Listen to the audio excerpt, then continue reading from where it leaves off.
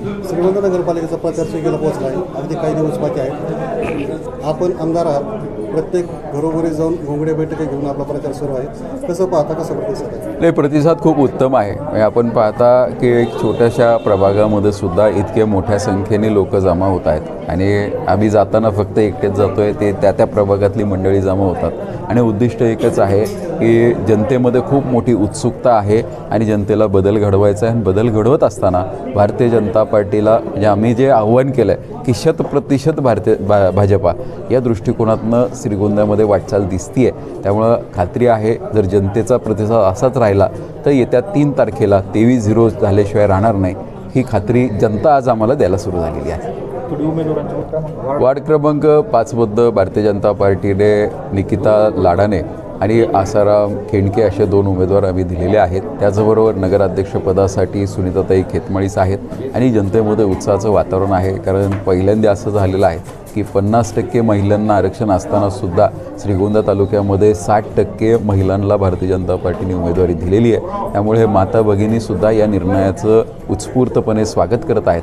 त्यामुळे असाच उत्साह पुढचे 3-4 दिवस टिकून राहावा या दृष्टिकोनातून आमचा प्रयत्न असणार आहे. आणि आम्ही जनतेपर्यंत जाऊन विकास हा निवडणुकीचा मुद्दा असला पाहिजे.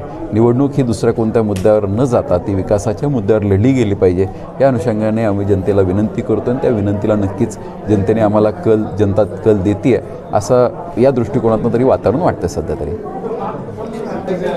नमस्कार, मी प्रभाग क्रमांक 5चा उमेदवार म्हणून आसाराम उर्फ अशोक गुलाबराव खेंडके आणि माझ्या बरोबरीला आमची छोटी भगिनी म्हणून निकिता लाडाने आहे आणि नगराध्यक्षपदाचे उमेदवार म्हणून सौ सुनीता संतोष खेतमाळीस असे आहेत. आज घोंगडी बैठकीला प्रचाराचा शुभारंभ सुरू झालेला आहे आणि स्वतः आमदार साहेब या ठिकाणी हजर झालेले आहेत. आम्हाला नागरिकांचा पण चांगला प्रतिसाद मिळत आहेत आणि आम्ही त्यांच्या मार्गदर्शनाखाली इथून मागंही चांगलं काम केलं. इथून पुढल्याही काळात त्यांची शब्दाला कुठं मळ लागण असं काम करणार नाही. आणि प्रभाग रचना कशी झाली, काय झाली याचा विचार न करणारे माणसं आहेत. आम्ही मैदान असलं की बॅट्समन आम्ही बॅटिंग कशी करायची ते आम्ही ठरवतो. आम्ही बबनदादांच्या तालमीतले काय आहेत, सदानाचा आशीर्वाद पण आहे आम्हाला. आणि असं भरपूर जसं आमच्याच्यानी चांगलं जास्तीत जास्त काम करण्याचा प्रयत्न आम्ही करणार आहोत.